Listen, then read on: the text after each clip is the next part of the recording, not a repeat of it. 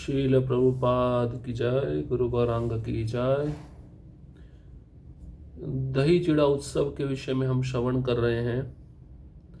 कल के सत्र में हमने सुना था नित्यानंद प्रभु उस दही चिड़ा उत्सव में चैतन्य महाप्रभु को आमंत्रण देते हैं। चैतन्य महाप्रभु आते हैं।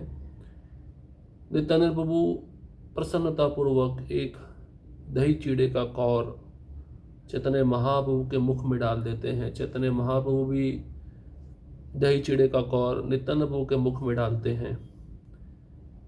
और कोई भाग्यवान भक्त ही चैतन्य महाप्रभु को उस लीला में देख पाता है।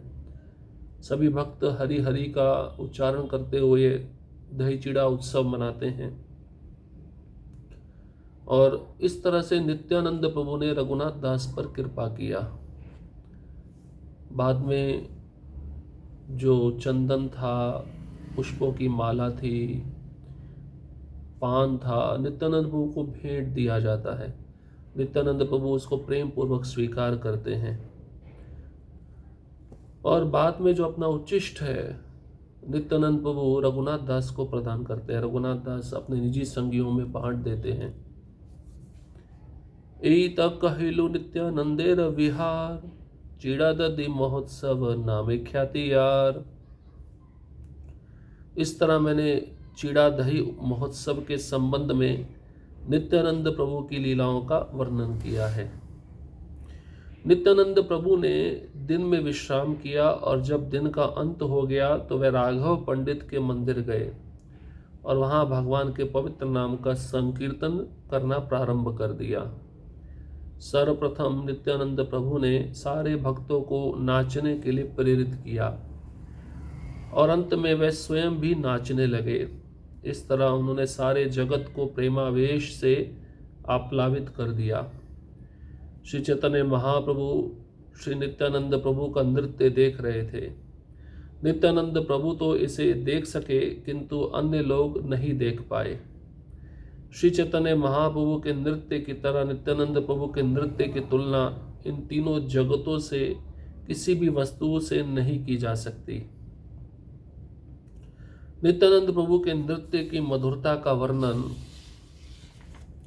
उचित प्रकार से कोई नहीं कर सकता। श्री चैतन्य महाप्रभु स्वयं चलकर इसे देखने आते हैं। नृत्य के बाद जब नित्यानंद प्रभु विश्राम कर चुके तो राघव पंडित ने उनसे निवेदन किया कि वे रात्रि का भोजन कर ले।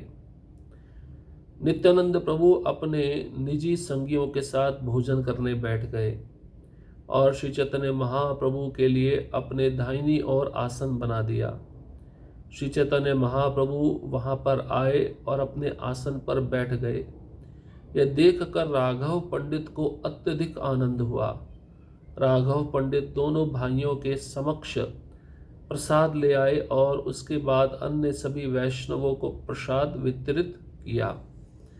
उसमें तरह तरह की मिठाइयाँ, खीर तथा उत्तम पकाए चावल थे जो अमृत के भी स्वाद को मात करने वाले थे। कई प्रकार की सब्जियां भी थीं। राघव पंडित द्वारा तैयार किया गया तथा अर्चा वगैरह को भेंट किया गया भोजन अमृत के सार के तुल्य था। श्री चैतन्य महाप्रभु ऐसा प्रसाद खाने के लिए वहां बारंबार आए। जब राघव पंडित भोजन पकाने के बाद उसे अर्चा वगैरह को अर्पित करते तब वे श्री चैतन्य महाप्रभु के लिए अलग भोग लगाते। श्री चैतन्य महाप्रभु प्रतिदिन राघव पंडित के घर भोजन करते। कभी कभी वे राघव पंडित को अपना दर्शन पाने का अवसर प्रदान करते। राघव पंडित प्रसाद लेकर दोनों भाइयों को देते और बड़ी ही सावधानी से उन्हें खिलाते। वे सारा प्रसाद खा जाते जिससे कोई शेष नहीं बचता था। वे इतने सारे प्रसाद ले आते कि लोग उन्हें ठीक से जान नहीं पाते थे। निस्संदेह ये सच था कि परम माता राधा रानी स्वयं आकर राघव पंडित के घर भोजन पकाती। श्रीमती राधा रानी को दुर्वासा मुनि ने से यह वर मिला था कि वह जो कुछ भी पकाएगी वह अमृत से भी अधिक मधुर होगा। उनकी पाक विद्या का यह विशेष गुण है। यह भोजन सुगंधित एवं देखने में सुहावना होता और समस्त मधुरता का सार होता। इस तरह श्री चैतन्य महाप्रभु तथा नित्यानंद प्रभु दोनों भाई परम संतोष के साथ भोजन करते। वहां पर उपस्थित सारे भक्तों ने रघुनाथ दास से प्रार्थना की कि वे बैठकर प्रसाद ग्रहण करें, किंतु राघव पंडित ने उन्हें बताया कि वे बाद में प्रसाद ग्रहण करेंगे। सारे भक्तों ने इतना प्रसाद खाया कि उनके गले तक भोजन भर गया। तत्पश्चात श्री हरि के पवित्र नाम का उच्चारण करते हुए सभी उठ खड़े हुए और सबने अपने अपने हाथ मुंह धोए। भोजन के बाद दोनों भाइयों ने हाथ मुंह धोए। तब राघव पंडित फूल की मालाएं तथा चंदन लेप ले आए और उन्हें सुसज्जित किया। राघव पंडित ने उन्हें पान का बीड़ा खिलाया और उनके चरण कमलों की वंदना की। उन्होंने भक्तों को भी पान, फूल, मालाएं तथा चंदन लेप दिया। रघुनाथ दास के ऊपर विशेष कृपालु होने के कारण राघव पंडित ने उन्हें दोनों भाइयों द्वारा छोड़े गए उच्छिष्ट की थालियां दी। तो पिछले सत्र में हमने सुना था राघव पंडित बहुत सारा पकवान घी में बना हुआ नित्यानंद प्रभु के लिए लेकर आए थे। नित्यानंद प्रभु ने कहा, अभी तो मैं दही चीड़ा लूंगा, लेकिन शाम को जब आपके घर आऊंगा तो ये सारा भोजन ग्रहण कर लूंगा। तो नित्यानंद प्रभु ने दही चीड़ा ग्रहण करने के बाद विश्राम किया और जब दिन का अंत हो गया तो राघव पंडित के मंदिर चले गए और नित्यानंद प्रभु ने वहां जाकर भगवान के पवित्र नाम का संकीर्तन करना प्रारंभ कर दिया। सबसे पहले नित्यानंद प्रभु ने सारे भक्तों को नाचने के लिए प्रेरित किया और अंत में नित्यानंद प्रभु स्वयं नाचने लगे। सारे जगत को उन्होंने प्रेमावेश से आप्लावित कर दिया। चैतन्य महाप्रभु नित्यानंद प्रभु का नृत्य देख रहे थे। नित्यानंद प्रभु तो इसे देख सके कि चैतन्य महाप्रभु मेरा नृत्य देख रहे हैं, किंतु अन्य भक्त या अन्य लोग जो वहां पर उपस्थित थे वो नहीं देख पाए। चैतन्य महाप्रभु के नृत्य की तरह नित्यानंद प्रभु के नृत्य की तुलना इन तीनों जगत में किसी भी वस्तु से नहीं की जा सकती। नित्यानंद प्रभु का जो नृत्य है मधुरता से भरा हुआ है और उनके जैसा नृत्य कोई कर भी नहीं सकता। और नित्यानंद प्रभु के नृत्य को देखने के लिए स्वयं चैतन्य महाप्रभु चलकर आते हैं। नृत्य जब पूरा हो गया, नित्यानंद प्रभु विश्राम कर चुके, तब राघव पंडित ने नित्यानंद प्रभु के चरणों में निवेदन किया कि आज रात्रि का भोजन आप यहीं पे करिए। नित्यानंद प्रभु अपने सभी पार्षदों के साथ भोजन करने बैठ गए और नित्यानंद प्रभु ने दाहिनी ओर चैतन्य महाप्रभु के लिए आसन बना दिया। चैतन्य महाप्रभु उस आसन पर आकर बैठ गए और ये जब राघव पंडित ने देखा कि चैतन्य महाप्रभु आए हैं नित्यानंद प्रभु के कहने पर, तो राघव पंडित बहुत प्रसन्न हुए, बहुत आनंदित हुए। राघव पंडित नित्यानंद प्रभु चैतन्य महाप्रभु के लिए प्रसाद ले आए और बाद में सभी वैष्णवों को उन्होंने प्रसाद वितरण किया। वो प्रसाद में तरह तरह की मिठाइयाँ थी, खीर, उत्तम पकवान, उत्तम चावल जो घी में बनाए हुए थे, अमृत के स्वाद को भी मात देने वाले थे ये सभी पकवान। बहुत प्रकार की सब्जियां भी थी। राघव पंडित के द्वारा तैयार किया गया ये जो भोजन था अर्चा विग्रह को अर्पित किया गया था और ये भोजन अमृत के सार के तुल्य था। अब चैतन्य महाप्रभु बारंबार राघव पंडित के घर पर प्रसाद लेने के लिए आते थे। राघव पंडित भोजन बनाने के बाद अर्चा विग्रह को अर्पित करते। चैतन्य महाप्रभु के लिए अलग राघव पंडित भोग लगाते थे, अपने विग्रह के लिए अलग, चैतन्य महाप्रभु के लिए अलग, दोनों का अलग अलग थाली लगता था। चैतन्य महाप्रभु रोज राघव पंडित के घर भोजन करते थे। कभी कभी राघव पंडित को अपना दर्शन देने भी आते थे। राघव पंडित प्रसाद लाकर दोनों भाइयों को दे दिए और बड़ी सावधानी से उन्हें खिलाते थे और चैतन्य महाप्रभु सारा प्रसाद खा जाते थे, कुछ भी बचता नहीं था। इतने सारे प्रसाद ले आते थे राघव पंडित कि लोग उन्हें ठीक से जान भी नहीं पाते थे भाई कौन से प्रसाद का क्या नाम है। इसका मतलब राघव पंडित के घर पर स्वयं श्रीमती राधा रानी आकर भोजन पकाती थी और श्रीमती राधा रानी को दुर्वासा मुनि का वरदान प्राप्त है कि राधा रानी जो कुछ भी बनाएगी वह अमृत से भी अधिक मधुर होगा। ये श्रीमती राधा रानी की पाक विद्या का विशेष गुण है। मधुर ही नहीं होगा और जो उस भोजन को ग्रहण करेगा वो उसकी आयु लंबी हो जाएगी। और भोजन सुगंधित होता था, देखने में सुहावना होता था, समस्त मधुरता का सार होता था। इस तरह चैतन्य महाप्रभु नित्यानंद प्रभु दोनों भाई परम संतोष से भोजन करते थे राघव पंडित के घर पर। अब भक्तों ने रघुनाथ दास को भी देखा। उन्होंने कहा रघुनाथ दास को कि आप भी आइए, बैठकर हमारे साथ में प्रसाद लीजिए। राघव पंडित ने बताया कि रघुनाथ दास बाद में प्रसाद लेंगे। अब सारे भक्तों को इतना प्रसाद खिलाया गया कि गले तक प्रसाद भर गया। हरि के पवित्र नाम का उच्चारण करते हुए सभी भक्त प्रसाद ग्रहण करने के बाद उठ खड़े हुए। सबने अपने अपने हाथ मुंह धो लिए।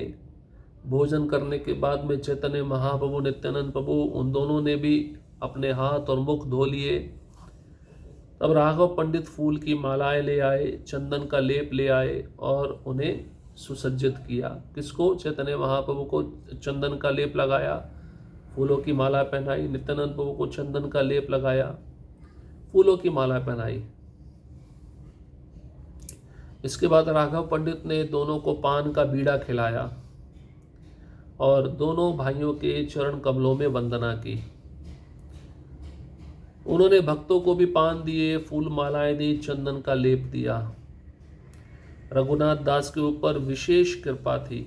इसके कारण राघव पंडित ने चैतन्य महाप्रभु नित्यानंद प्रभु के द्वारा छोड़ा गया उच्चिष्ट रघुनाथ दास को प्रदान कर दिया। कितनी बड़ी कृपा है, सोचिए। कहिला चैतन्य गोसाई करिया छेन भोजन, तार शेष पाइले तोमार खंडिल बंधन। उन्होंने कहा श्री चैतन्य महाप्रभु ने भोजन किया है, यदि तुम उनके शेष को ग्रहण करोगे तो तुम अपने परिवार के बंधन से छूट जाओगे।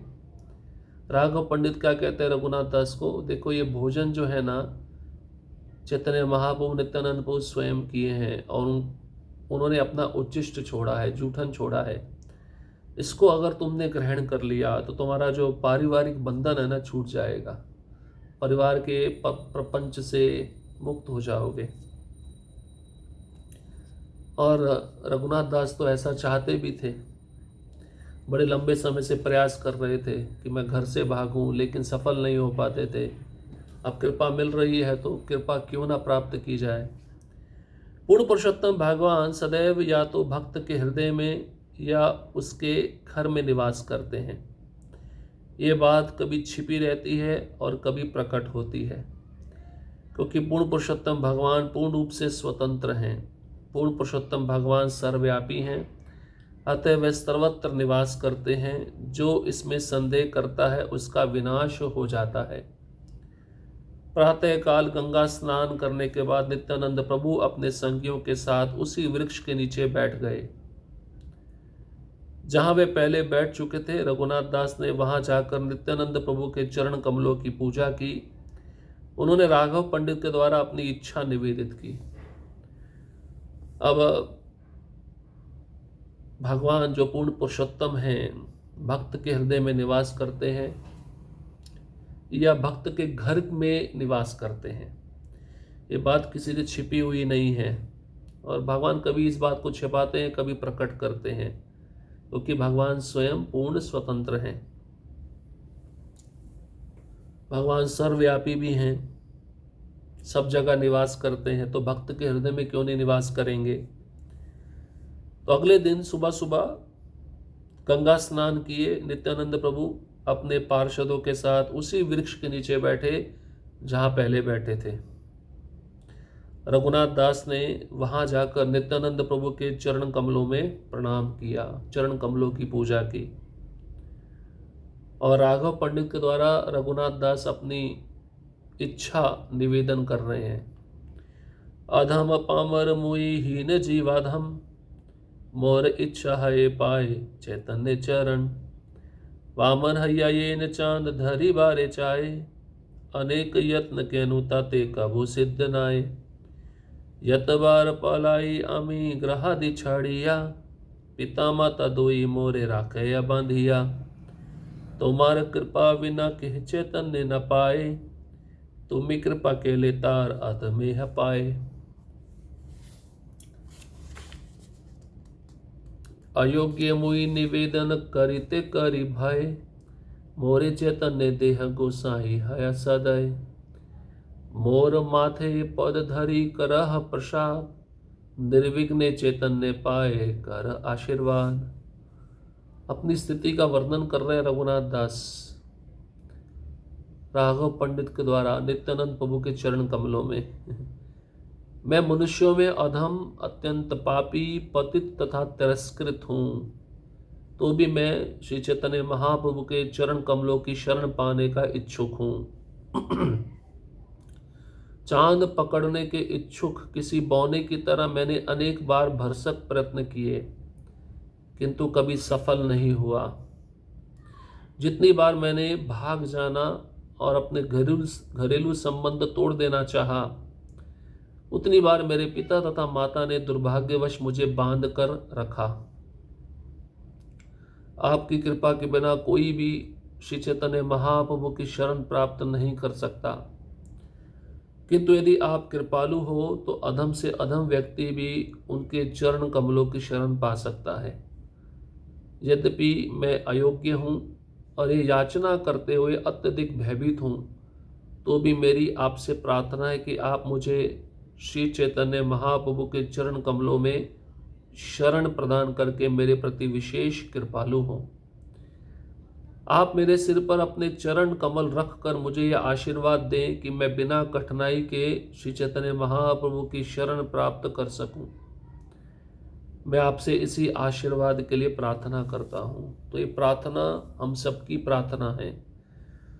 हम भी कैसे हैं? अधम हैं, अत्यंत पापी हैं, पतित हैं, तिरस्कृत हैं। रघुनाथ दास गोस्वामी अपने बारे में कह रहे हैं।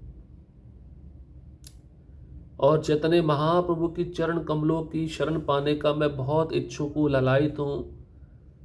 मेरा कैसा तरीका है चैतन्य महाप्रभु को पाने का? जैसे कोई बौना चांद को पकड़ने का इच्छुक हो। मैंने बहुत प्रयास किया घर से भागने का, लेकिन सफल नहीं हो पाया। जितनी बार मैं घर से भागा, घरेलू संबंधों को तोड़ना चाहा, बार बार मेरे माता पिता दुर्भाग्यवश मुझे पकड़ लेते थे, मुझे बांध कर घर पर रख लेते थे। आपकी कृपा के बिना कोई भी श्री चैतन्य महाप्रभु की शरण प्राप्त नहीं कर सकता। ये रघुनाथ दास कह रहे हैं, नित्यानंद प्रभु के चरण कमलों में निवेदन कर रहे हैं। आपकी कृपा के बिना चैतन्य महाप्रभु की कृपा प्राप्त नहीं होती। यदि आप कृपालु हैं तो अधम से अधम व्यक्ति भी चैतन्य महाप्रभु के चरण कमलों की शरण पा सकता है। तो गुरु की कृपा चाहिए। गुरु की कृपा के बिना भगवत प्राप्ति नहीं होगी। रघुनाथ दास कहते हैं, यद्यपि मैं अयोग्य हूँ, अपात्र हूँ, याचना कर रहा हूँ, आपके चरण कमलों में डर भी रहा हूँ, आपसे प्रार्थना है कि मुझे चैतन्य महाप्रभु के चरण कमलों में शरण प्रदान करके मेरे प्रति विशेष कृपालु होइए। आप अपने चरण कमल मेरे सिर पर रखकर मुझे आशीर्वाद दीजिए कि बिना कठिनाई के मैं चैतन्य महाप्रभु की शरण प्राप्त कर सकूं। यही आपसे मैं आशीर्वाद मांगता हूं, यही मेरी आपके चरण कमलों में प्रार्थना है। बस मैं और कुछ नहीं चाहता।